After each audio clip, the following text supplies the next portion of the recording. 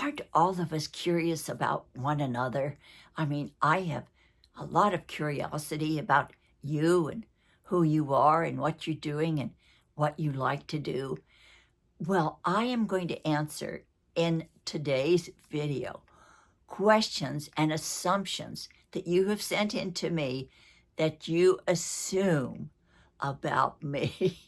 It's going to be a lot of fun, but I'm going to cross my heart. I'm going to answer all of the assumptions so truthfully. So join us for my assumption video today.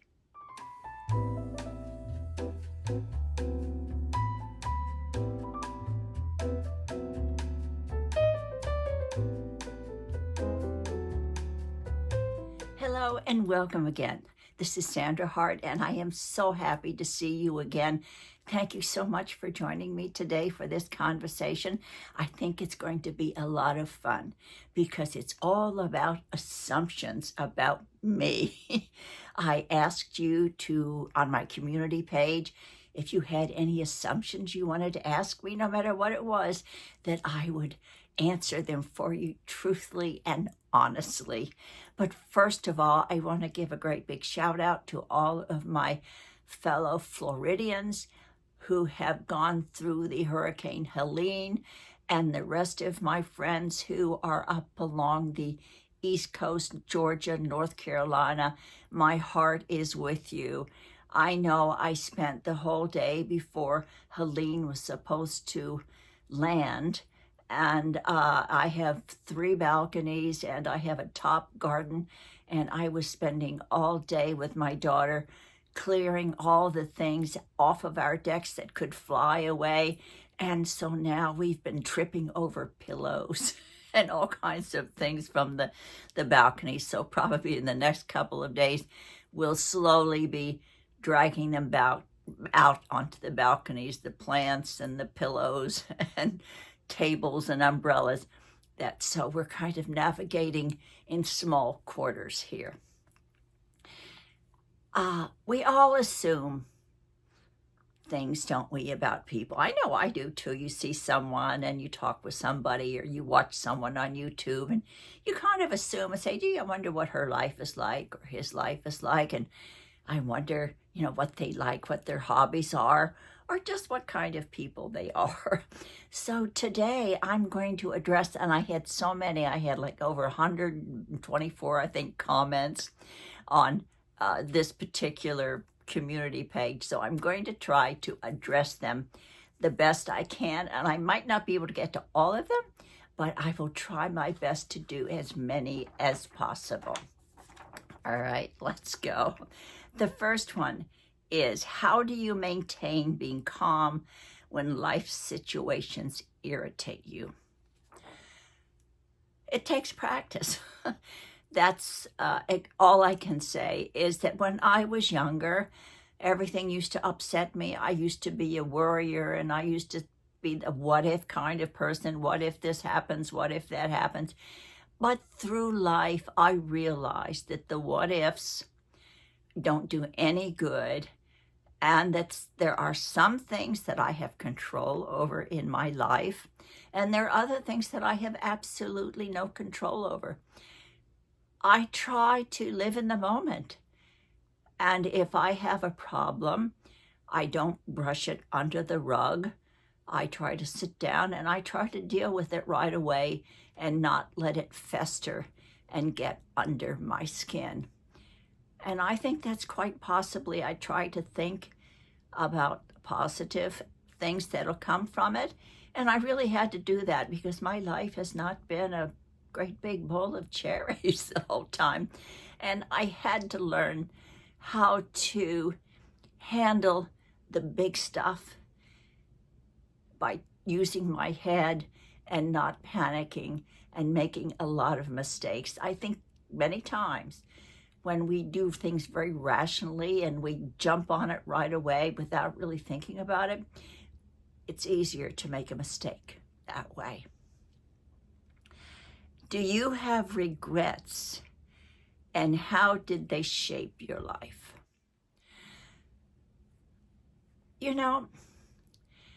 I really have no regrets in life. I mean, one maybe could have been when Ethel Merman, and Ethel Merman was a great big singing star way back when. Her manager wanted to manage me, and because I was a singer, a young girl with a nice voice, and I thought his attentions were less than good. So I just said, no, I'm not interested. But in retrospect, had I gone that way, who knows what my life would have been.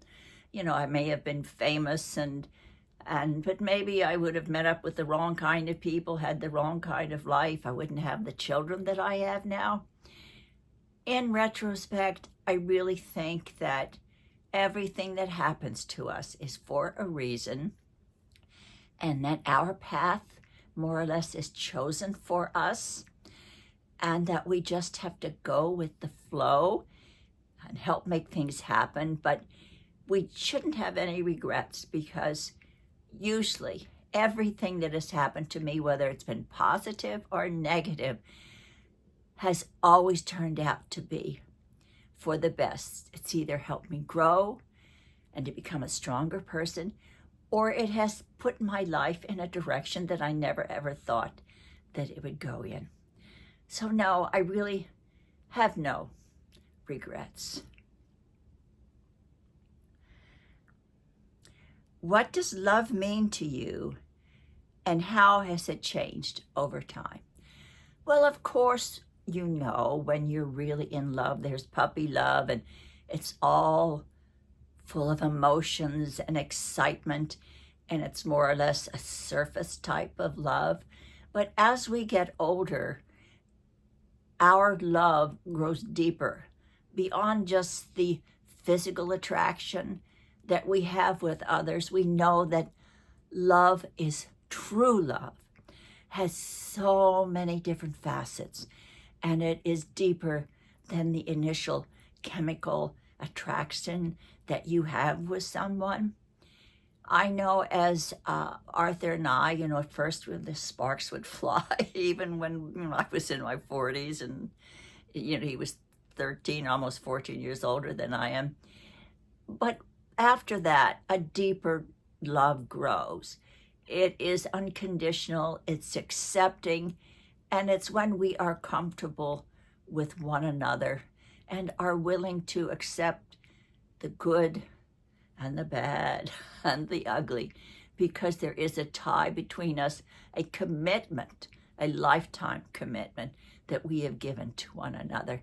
So I think that exactly is what human love is. Now, you can love your pets and your animals, but human love between a man and a woman, I believe that's what it is. And of course, with children, it's entirely different in a way, because we love them no matter what, and do our best to try to guide them in the right direction through their lives. I assume that you are financially secure. What advice can you give others who are not financially secure? Arthur and I worked very hard. I know that as a single mother with 3 young children, and even before that, I've been working since I was maybe 14 years old. When I first could get a work permit, I was wrapping packages in our local department store at Christmas time, and then I got transferred to the lingerie department, and I hadn't a clue as to what I was doing. But I've been working all of those years, and of course before that, when I was 12 or so, I was babysitting for 25 cents an hour. And I can remember sitting at home in their homes. I would bathe the children and put them to bed, and I would sit there and I would be so tired, but I kept praying that they would stay out late, because I could hear those ka-ching quarters piling up, and I would have more money for my babysitting so that I could do other things in my life. But I have never been foolish with my money, and of course, when you're raising 3 children, they're really hard to be able to save anything at all. But it's just that I have worked really hard, and then I started to put my money into an IRA account that was diversified, that had all, bonds and stocks and very secure things. And of course, when I married Arthur, he already was able to be successful, and he was very good financially. But I think that both of us never really had a very extravagant lifestyle ever. Once we retired, we did go on world cruises.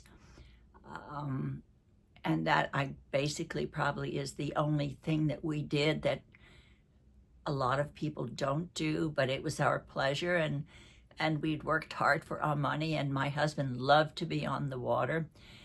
So it gave us happiness. But I would say that if you can, and my father always told me that whenever you get a paycheck, put some in the bank for you to live on, and always put some away for a rainy day. And I always did that. Every check that I got, even when I had small children, I always managed to put at least a little bit of it away in some type of savings account, and then later on, buy stocks, because I remembered what my father said to me, and it has served me well. Plus, you also, and now it's really, really hard, but I think back then, investing in real estate, I bought my own home with my romper room money years ago. And that, of course, was a great investment because I had it for 44 years. And the value of that really went up in the 44 years. But today, I know it's very hard for the young people to buy real estate. So I would really say, if you can, and I know this economy is really, really rough, and I hope it changes. But always, no matter what your paycheck is, always put something away, either in an IRA, some type of investment program, or a savings account with interest. Just put it away and just forget about it. That's, you're paying yourself in the future. Do you have any hobbies? Well, yes, I do. I don't know whether I have too much time to do it, but I love interior decorating. I love my home. I love my nest. And even though I downsized, I have a very small space here. I have 3 floors, but everything is very small. I only have 2 bedrooms. And I just love to create things. I love going thrift shopping, finding little things that I feel are attractive in the house. I have kind of a boho eclectic style. I moved in here 20 some years ago, and I have a powder room downstairs, very, very small. It's really small, but it's off of the living room. And I haven't painted it in 20 years. It's the same color that it was when I moved in. So I decided I was going to paint it. I picked out a color, and this is what I did. It was some kind of a green. It was not some kind of a green. It was a green color and not really that attractive. And it had an old-fashioned round mirror that was attached to the wall. And I went to Benjamin Moore. I picked out a really pretty color. It was called Midnight Blue. I wanted something dark and dramatic, but I didn't exactly want black. And my walls in the living room are a smoky gray, so I thought the midnight blue would go better with that than just really, really dark black. And I painted the room. It was so easy. And I had a mirror that I had in my house in New Jersey that I have never used. I've always had it on the floor somewhere with plants in front of it. So I got that out and I hung that on the wall. And then I went to TJ Maxx about 3 weeks ago, and I saw this really interesting piece of pottery that I liked. And I thought, oh, I don't need it. Why buy it? You don't need anything else in the house. And I came home. But when I redid my bathroom, I realized, oh, I could use that as a toilet brush holder. So I went back to TJ Maxx, and hopefully I found it way back in the back on a shelf. And I got it, and I put my toilet brush in that unusual piece of pottery. And then I had an old lemonade maker and glass, and I put toilet paper in there to be a toilet paper holder. And you can be creative. So anyway, I had fun just redoing that bathroom, and it gave it a whole new dramatic look. But that's really my biggest hobby, I guess, that I like to do. Of course, I like to read and normal things like that, but I also really like to decorate and go thrift shopping.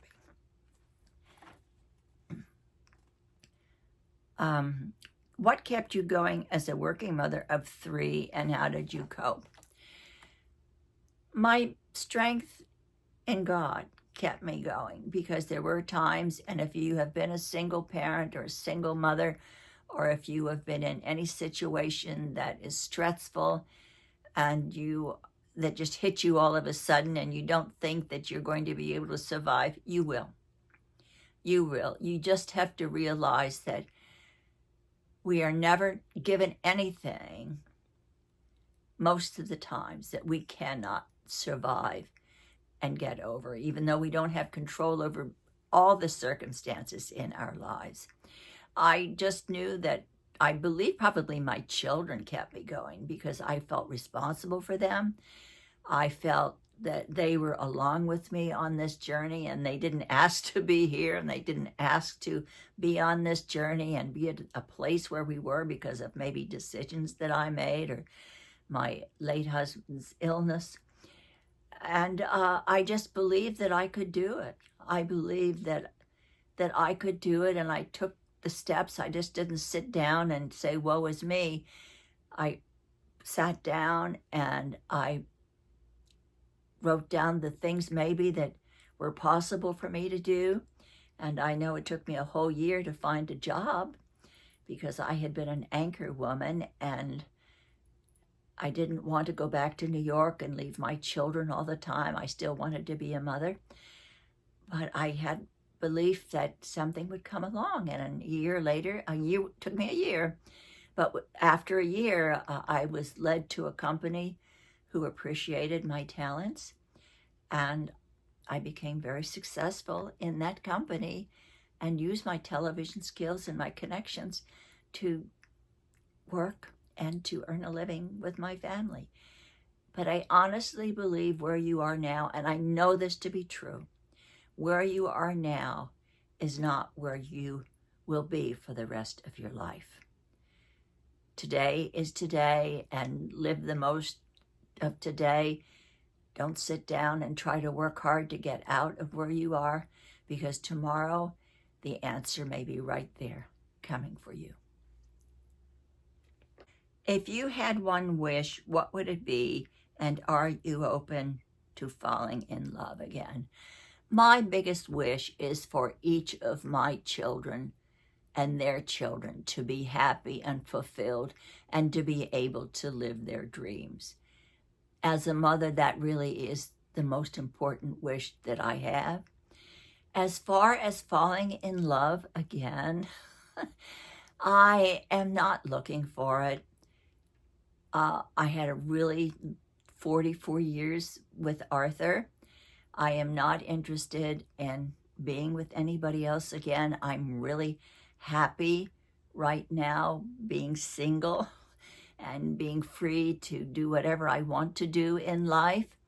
So if it happens, it might happen, but I certainly am not planning it, and I'm not looking for it. I am just so happy to be here and to be with my family, and I think that's probably what's in my future. Have you ever considered moving to Nashville, where your son and grandchildren are, or is Florida your forever home? As long as I can stay independent, Florida will be my forever home. I am very fortunate that I can spend the summers in Nashville with my son, and my middle daughter lives in Lexington, and that's just 3 hours away. So I'm very close to all of my children during the summer, and that's a wonderful thing, and my grandchildren. But I enjoy my independence. I really don't like the cold weather anymore, so I love being in Florida in the winter. The summers are hot, so I'm happy to leave here and be able to go to Nashville. Um, but as long as I can be independent, I'm hoping that I can stay here in Florida. But if the time ever comes that I am not able to live alone or take care of myself, and I have special needs that require me to be around my family, then that's probably where I'll be, in Nashville. But I'm hoping it's not for a long, long time. Have you ever dealt with addiction, and how did you deal with it? I personally have not had any addictions. Thank heavens I don't drink or I don't smoke, so I've been lucky to escape that. But for a period of time, my father was an alcoholic. My first late husband's mother was an alcoholic. And Brett, my daughters, and Allison, both of them had husbands that were alcoholics. So I don't like it. I really don't like it. And it's hard on marriages. It's very hard to deal with, because if someone has an addiction, you can help them, you can send them to rehab, all of the things that are supposed to help them get better. If they don't want to do it, it's not going to happen. My husband, my late husband, of course, suffered from schizophrenia, and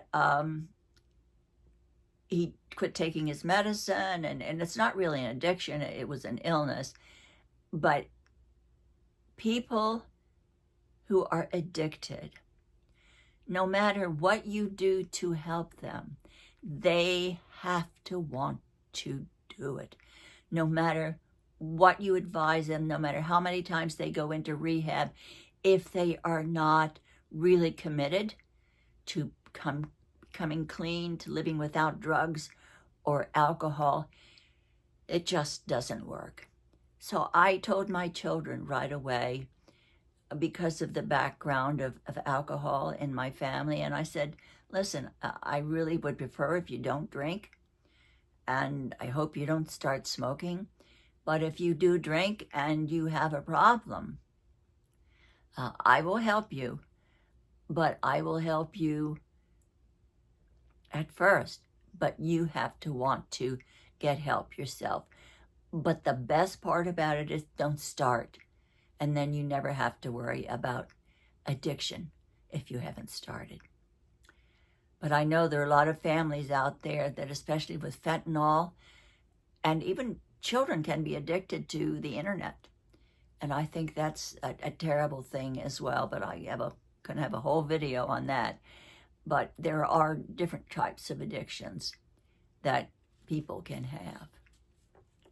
But it has to be, they have to want to stop. I'm assuming that your family had no idea what it's like to be 85. Well, my husband lived to be 96, so they kind of had a clue as to what it's to be 85. But in reality, they still think I'm 40 years old. And I am asked to do things that perhaps a younger woman would be asked to do. And sometimes I really have to remind them, say, hey guys, I'm almost 86, and I really don't think I want to do that. I really think maybe it's time that you all, stiffen up and fly right and work it out yourselves. Because sometimes I just figure, hey, you know what? It's your problem. I'm here to help, but I am going to be 86, and I deserve to have a little R&R and a little peace in my life once in a while. And my good friend Ann Fraser asked me, do you still drive? Yes, Ann, I drive. I don't drive really long distances. but I do drive around here, around Miami, going to breakfast, going shopping, taking short trips, but I do not take the long drives anymore. Whenever we go to Nashville by car, my daughter does the driving. It's just a preference. That's all. You know, I have done long trips, but I just don't want to anymore. It's just too exhausting. Even though I love to drive, it's just, I figure it's safer if I let somebody else do the long haul driving. Did Arthur wear you out? Now that's really a very, very good question. And I'm going to have to answer that by saying yes. I took care of Arthur by myself. He had congenital heart failure. He was becoming weak. It was hard for him to get up and down the stairs. He couldn't shower himself. And I had to help him get dressed and, of course, make his meals all the time. So, yes, I was worn out. And he went into rehab. He was in the hospital for an infection. He was coming out and went into rehab for a short time. But when I put him into rehab, he had COVID. And of course, he gave me COVID because of my exposure to him. And I actually think that's what did him in, because he was in COVID isolation for about 2 weeks, and I was sick, and I couldn't go and see him. And I think the loneliness while he had COVID really did him in, because he got an infection and was back out of rehab into the hospital again. And that's when he just decided he was giving up, and he just didn't want to deal with anything anymore, and he really wanted to die. He kept pulling out all of his tubes and wouldn't eat, he wouldn't drink, no matter what I would ask him or hold him, and he was trying to get out of bed, but he really was done. He was 96, and Arthur always did things his way, but by the time he passed, I was completely worn out. And that's what happens to caretakers. I had him in hospice and had help, which in retrospect I probably should have, but he wanted to be home, and I was trying to do everything I could to make him happy, because I put myself in his shoes, and I thought, I don't want to go into a nursing home either. I would rather be at home with care if possible. So knowing what I would like, and knowing how he felt, I really wore myself out. And that's the truth. That's the assumption that is absolutely correct. And I'm going to end with the question that I have been asked the most. How many and what kind of procedures have you had done on your face? You would be surprised. I get asked that all of the time. And I have to tell you honestly, I am so, so lucky, because I was born with great genetics. I have my mother's genes, and she had a tight face, is better even than mine, and she was so beautiful even at 92 when she passed away. I have never done any procedures on my face. I have never had Botox, fillers. I don't use Retin A. I do facial yoga. My mother taught me how to just concentrate and tighten up all the muscles in my face. I do that. I use retinoid, and I use excellent skincare. I use sunscreen on my face. I wear a hat when I go outside in the sun, but I have never had any type of plastic surgery or anything done on my face. I really believe that I try not to put anything in my body that's full of chemicals, and I certainly try not to put anything on my face and on my body that would be toxic or false or fake in any way. I'm not saying that you shouldn't do it, because I believe that this is a free country and we can do whatever we want to do. But for me personally, it's not for me. I don't want to do any procedures on my face, and I just want to age naturally. I don't use any filters when I film, and as you can see, I have wrinkles around my mouth. Sometimes when I talk, I wrinkle my forehead, but I am just going to age gracefully if possible. And I'm hoping that I won't get too many wrinkles. But if I do, it really doesn't matter because it's who I am inside. That's the most important thing. Well, I have had so many other things and I've taken too long doing this one, so I might do a second assumption video down the line. But thank you all so much for your questions. I hope I've answered at least a few of them for you. And please, take care of yourself, do something wonderful, and let's pray for world peace. And I hope that things get better down the line for all of us. I still haven't given up, and I still have hope that life is going to get better for all of us.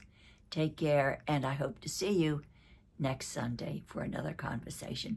Thank you, and take care. So long.